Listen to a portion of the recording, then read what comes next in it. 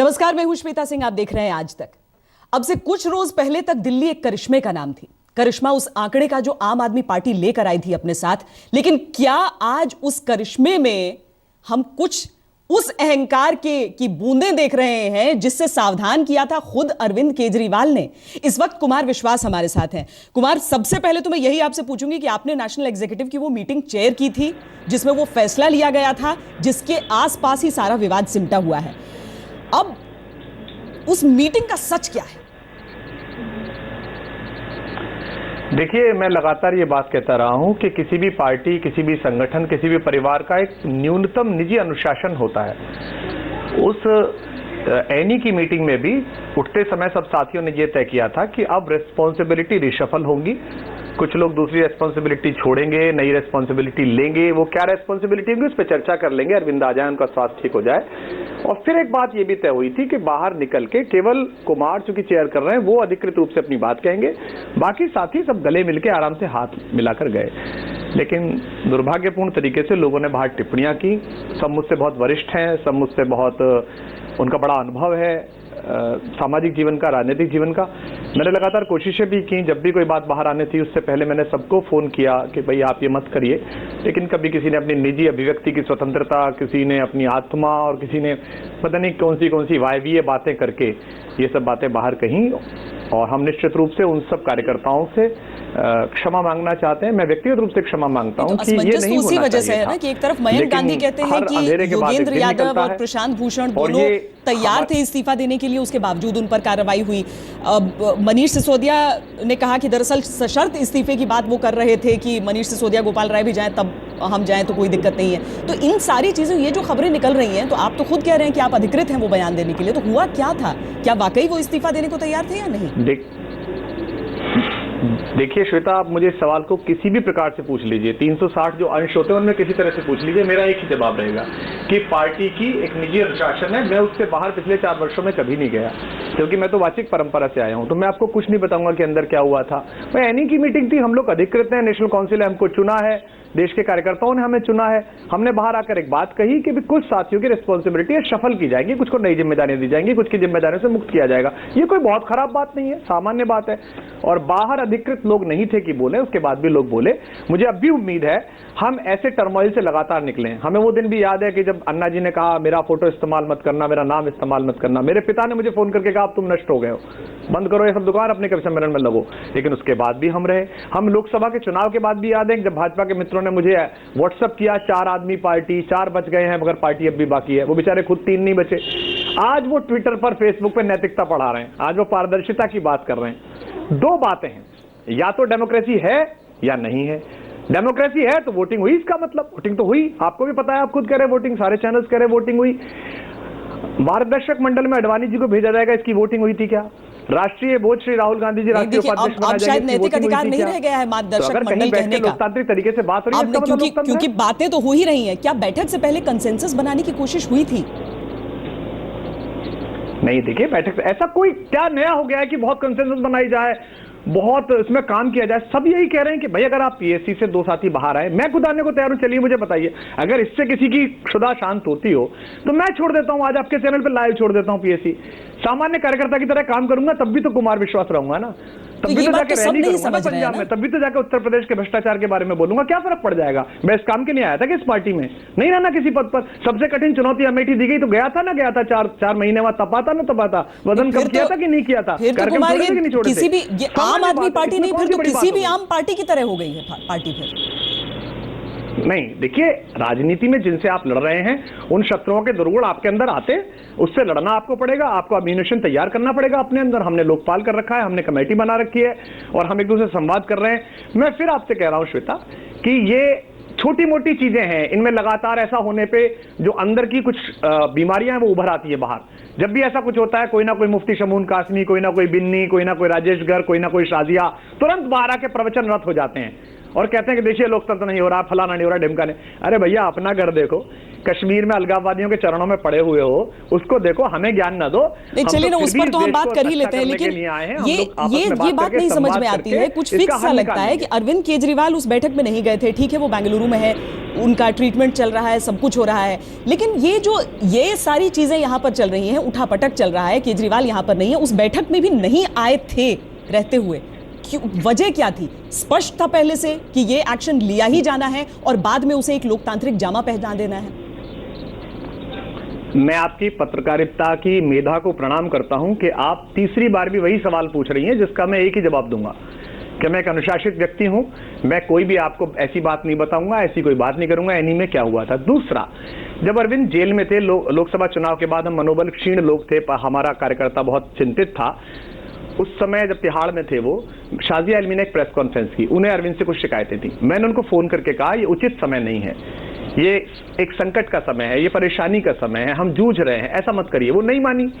आज अरविंद अपनी 300 शुगर से लड़ रहे हैं, उनकी आंखों पे असर आने वाला है। डॉक्टर ने कहा आपकी आंखें प्रभावित हो जाएंगी। वो 200 लाने के मूड में, हमारे साथी कुछ और बातें कर रहे हैं, लोग अलग अलग बातें कर रहे हैं। तो मेरा कहना है कि अगर आपको कहना है तो पार्टी के विधिक प्लेटफॉर्म है, लीगल प्लेटफॉर्म से वहां आइए, वहां अपनी बात कहिएगा। बाहर जो भी बात कर रहा है वो ठीक नहीं कर रहा है, वो पार्टी के हित में नहीं कर रहा है, वो उन करोड़ों लाखों कार्यकर्ताओं, प्रशंसकों, वोटरों की भावनाओं के साथ ठीक नहीं कर रहा है जिन्होंने वैकल्पिक राजनीति का सपना आम आदमी पार्टी में देखा है। लेकिन कुमार, ये तो सब कर रहे हैं ना। ये तो प्रशांत भूषण, योगेंद्र यादव पर ये इल्जाम अगर संजय सिंह लगाते हैं अपनी तरफ से आकर कि ऐसा वो कर रहे हैं, तो वो तो खुद भी उनके खिलाफ बयान दे रहे हैं। यानी अगर हम दो भाग में भी इस पार्टी को देख लें, दोनों तरफ से बयानबाजी हो रही है। देखिए, मेरा कहना श्वेता, प्रारंभ कैसे हुआ? प्रारंभ जब एनी में एक बार बात हो गई कि आप बाहर नहीं बोलेंगे, तो ऐसा क्या हो गया कि आपको मीडिया उपवास आप पे नहीं किया जाता? एनी में सबने कहा, गले मिलके कहा, हाथ मिला के कहा, अब कुमार बाहर बाइट दे देंगे और हम सब लोग मिलके काम करेंगे, अरविंद भाई आ जाएं, फिर तय करेंगे कौन क्या क्या काम करेगा। फिर ये क्या शुरू हो गया कि सीधी बात शुरू हो गई, ब्लॉग शुरू हो गए, ट्वीट शुरू हो गए। ये तो नहीं होना चाहिए था ना।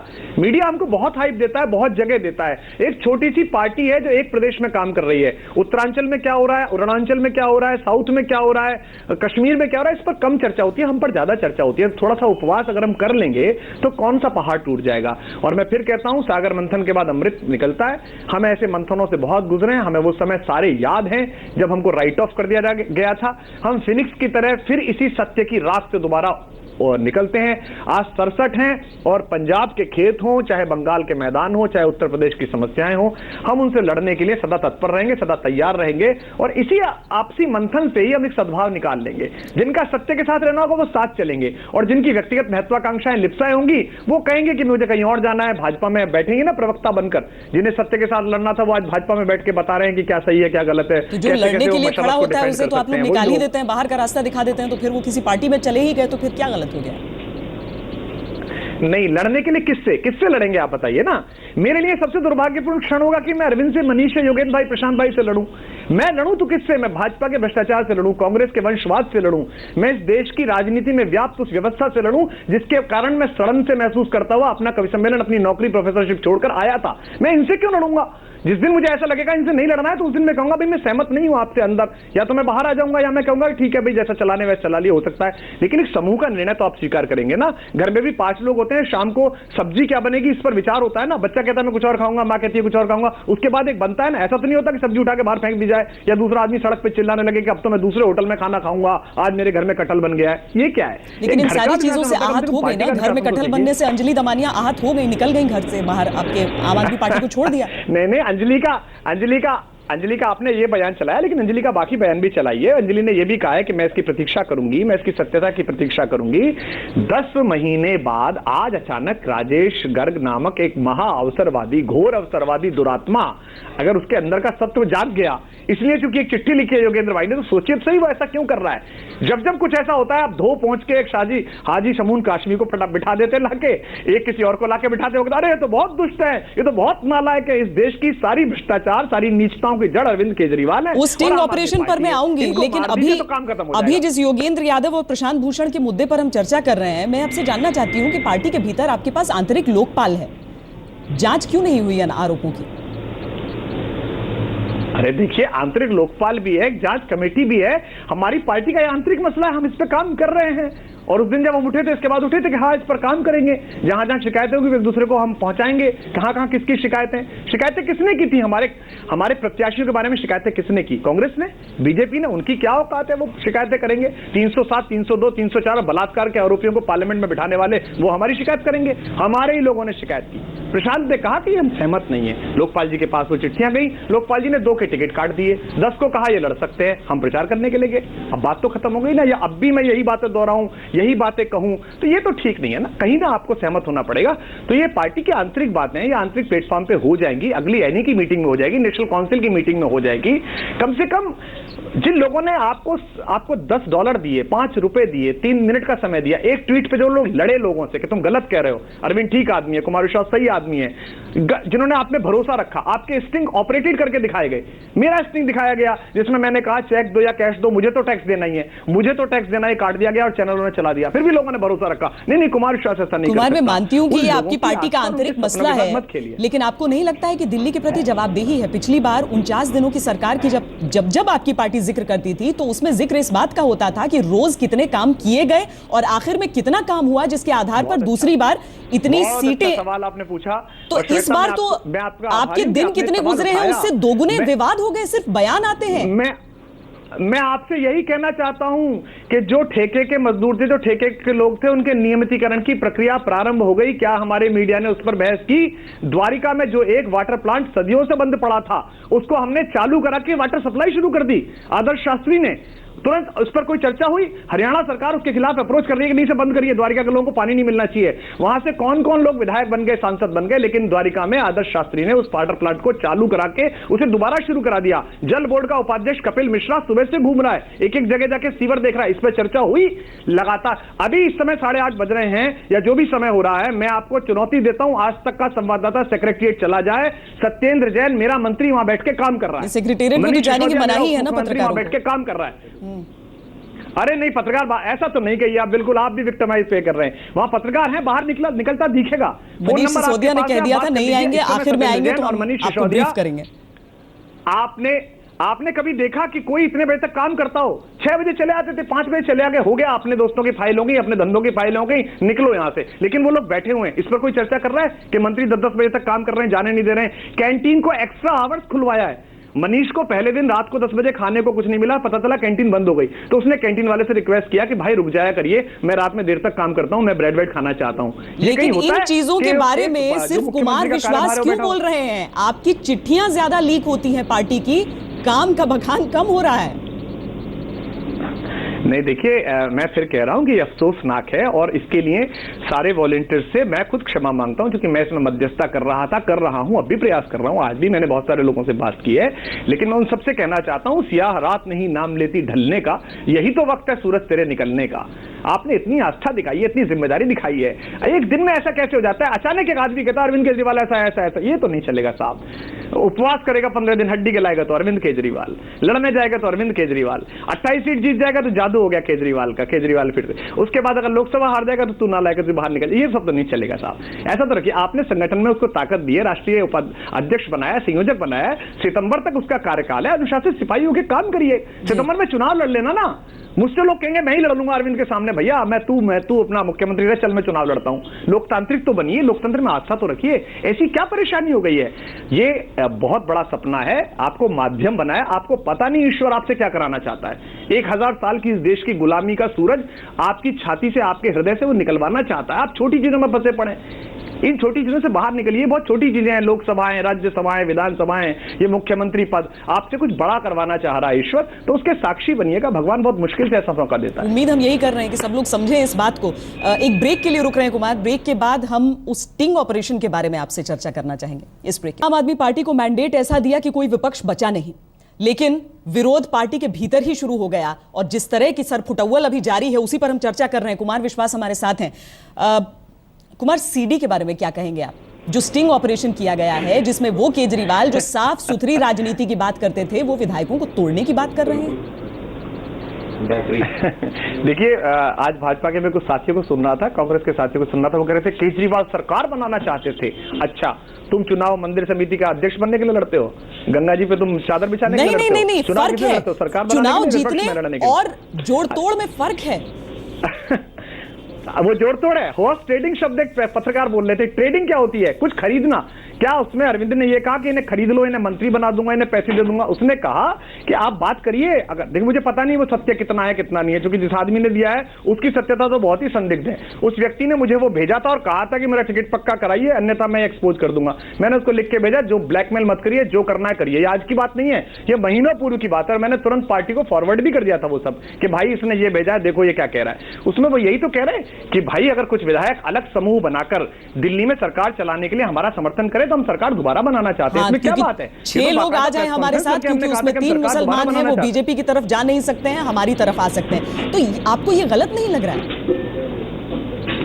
नहीं, आप देखिए, आप सरकार कैसे बनाना चाहते हैं? क्या सरकार आप ऐसा बनाना चाहते हैं? यही इल्जाम बीजेपी पर लगा रहे थे आप लोग। कि भारत का सैनिक मरता है, भारत का सैनिक मरता है तो मेरे घर में खुशी होती है, उसको मंत्री पद की शपथ दिलवाएं अपने सामने खड़े होकर प्रधानमंत्री। ऐसी वाली सरकार बनाना चाहते हैं? नहीं, कोई मंत्री पद नहीं, कोई खरीद फरोख्त नहीं। हम दिल्ली में सरकार बनाना चाहते हैं क्योंकि लोग सरकार गिराने से दुखी हैं। अगर आप समर्थन देना चाहते हैं अलग ग्रुप बना के, तो दे दीजिए हमको। यही तो सामान्य बात चल रही है। और उसमें वो व्यक्ति खुद इन्वॉल्व है, वो खुद वो व्यक्ति है जो राष्ट्रपति के यहाँ नहीं गया था। कैसे हो जाता है? दूसरी पार्टी यही काम करती है, आप लोग इस पर हंगामा मचा देते।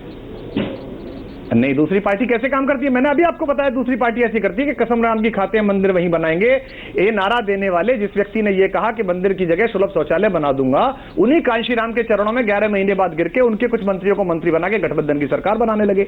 इसे कहते हैं गठबंधन। हमने अल्पमत की सरकार पहले चलाई थी, हम एक बार फिर अल्पमत की सरकार बनाना चाहते थे। हमने लिख के दिया था, बाकायदा प्रेस कॉन्फ्रेंस की थी कि हम विकल्प एक बार फिर देख लेते हैं, दिल्ली की जनता चाहती है दोबारा सरकार बनाओ। लेकिन जब नहीं बना तो हमने सुप्रीम कोर्ट से कहा कि जी भंग करिए, चुनाव कराइए। तो आज वो 10 महीने बाद जब एक लेटर आया है, उसी टाइमिंग के साथ वो राजेश गर्ग निकल के आए। राजेश गर्ग ने तो कहा कि कुमार विश्वास ने लीक किया है वो। मैंने तो मुझको तो उसी समय मैंने पार्टी को आगे भेज दिया था, उसके कहने से क्या होता है। लेकिन आपको नहीं लगता कि क्या टाइमिंग है ये राजेश गर्ग, ये बिन्नी, ये लोग ऐसे ही समय पे क्यों निकल के आते हैं? तभी मैं कहता हूं गोस्वामी तुलसीदास को प्रणाम है, धीरज धर्म मित्र और नारी आपद काल पर रखिए चारी। एक आपत्ति का समय है, आपस में एक अंतर संघर्ष का समय है, बातचीत का समय है, घर की बातें बाहर जा रही हैं। ऐसे समय में आप ये ज्ञान 10 महीने पुराना लेके आए, जो कि आपको टिकट नहीं मिला, क्योंकि आप ब्लैकमेलर हैं। तो आज आपकी मैं सत्यता पर बात करूं, मैं तो योग्य भी नहीं समझता उस व्यक्ति को और उसकी सीढ़ी पे का बदला निकालना था अगर वाकई, तो क्या ये एन दिल्ली चुनाव से पहले नहीं निकाला जा सकता था? इस टीम को कर देता, वो कर देना चाहिए था ना उन्हें। उनकी इतनी, अब वो आज भी बैठे हुए हैं आम आदमी पार्टी की टोपी लगाए हुए। काय की टोपी लगाए हुए तुम अपने राष्ट्रीय संयोजक से अगर तुम्हारी बात हुई, मैं तो फिर भी कह रहा हूं सुप्रीम कोर्ट का निर्णय है और मैं आज तक का आभारी हूं कि उन्होंने वो जो टेप है वो अक्षर से नहीं चलाया। सुप्रीम कोर्ट का निर्णय है कि बिना प्रामाणिकता के आपको कोई टेप नहीं चलाना है ब्रॉडकास्टर को। तो उसकी क्या प्रामाणिकता है? उसमें कांग्रेस शब्द जोड़ा है एडिट करके कि नहीं जोड़ा है, तो वही बता पाएंगे। लेकिन अरविंद, जिस समय अपनी प्राकृतिक चिकित्सा करा रहे हैं, 300 शुगर को 200 करा रहे हैं, घर में एक बातचीत चल रही है, उस समय 10 महीने बाद अचानक इस व्यक्ति का इस तरह आना, देश सब समझता है। और दिल्ली को गुड गवर्नेंस की बात दी है, उस पर काम चल रहा है। मैं आपसे फिर कह रहा हूं, अभी चला जाए कोई आदमी सेक्रेटरीट जाकर देख ले मंत्री काम कर रहे हैं नहीं कर रहे हैं। चल रहा है, उससे कुमार विश्वास कितने व्यथित हैं? नहीं, मैंने कहा कि कार्यकर्ता के नाते पे व्यथित हूं, ये नहीं होना चाहिए, घर की बातें बाहर नहीं आनी चाहिए। दूसरा, मैं आपको फिर बताऊं, मैंने उस दिन भी कहा था, आज भी कह रहा हूं, मैं अरविंद से पिछले 4 वर्षों में अनेक बार असहमत रहा हूं, कई बातों पे असहमत रहा हूं। लेकिन शाहीन बाग की झुग्गियां जब गिरी और अरविंद अकेले शीला दीक्षित के दरवाजे पर बैठ गया, मेरी उससे बोलचाल बंद थी 1 महीने की, मैंने अपने घर से अपनी रजाई फेंकी, खुद ड्राइव करके गया, सड़क पर गाड़ी खड़ी कर दी, उसके बगल में जाकर बैठ गया, क्योंकि वो एक संघर्ष लड़ रहा था, पुलिस चारों तरफ थी। आप दिल्ली में चुनाव लड़ रहे हैं, गली गली कार्यकर्ता भरा पड़ा है आपके लिए, लोग दरवाजे दरवाजे जा रहे हैं, आपके खिलाफ अवाम बाप पता नहीं कौन कौन उतारा जा रहा है। ऐसे समय तो सबको साथ रहना चाहिए, सबको इकट्ठा रहना चाहिए, ये तो संभव नहीं है। तो मैं इस बात से तो आहत हूं, लेकिन फिर भी मेरा पूरा भरोसा आम आदमी पार्टी के उस आंदोलन में है, मेरा पूरा भरोसा अपने राष्ट्रीय संयोजक में है, मेरा पूरा भरोसा उन तमाम साथियों में जो इस समय सेक्रेटरीट में काम कर रहे हैं, उन विधायकों में है। और आप बेफिक्र रहिए, हम हर बार इसी तरह से बाहर निकले, हर बार हमें घेरा गया है, हर बार कहा गया है कि नष्ट हो गए, अब खत्म हो गए, 4 आदमी पार्टी, 4 बच गए, पार्टी अभी बाकी है, अन्ना ही छोड़ के चले गए, फला हो गया। हम हर बार अपनी सत्यता, अपनी ईमानदारी और अपनी कर्तव्य निष्ठा के कारण आगे आए हैं। हम फिर दोबारा आएंगे। कार्यकर्ताओं से कहना है कि वो एक साथ रहें, इकट्ठे रहें, सूरज निकलेगा। चलिए, सूरज निकलेगा इस्तेमाल आपने किया है, अटल बिहारी वाजपेयी की याद मुझे दिलाई है, लेकिन बहुत बहुत शुक्रिया अभी इस बातचीत के लिए। दरअसल ये बाहर से नहीं घेरा जा रहा है, बल्कि भीतर के लोग निकलकर जो व्यूह रच रहे हैं वो देखना है कि कब तक साफ होता, क्योंकि अभी तक तो 2 धड़े दिख रहे हैं। क्या वाकई आम आदमी पार्टी उभरेगी अलग से? दिल्ली की जनता जो सरकार चाहती है, सरकार के कामकाज का बखान दोबारा होगा? पता चलेगा। फिलहाल हमारी इस पेशकश में इतना ही। देश और दुनिया की बाकी खबरों के लिए आप देखते रहिए आज।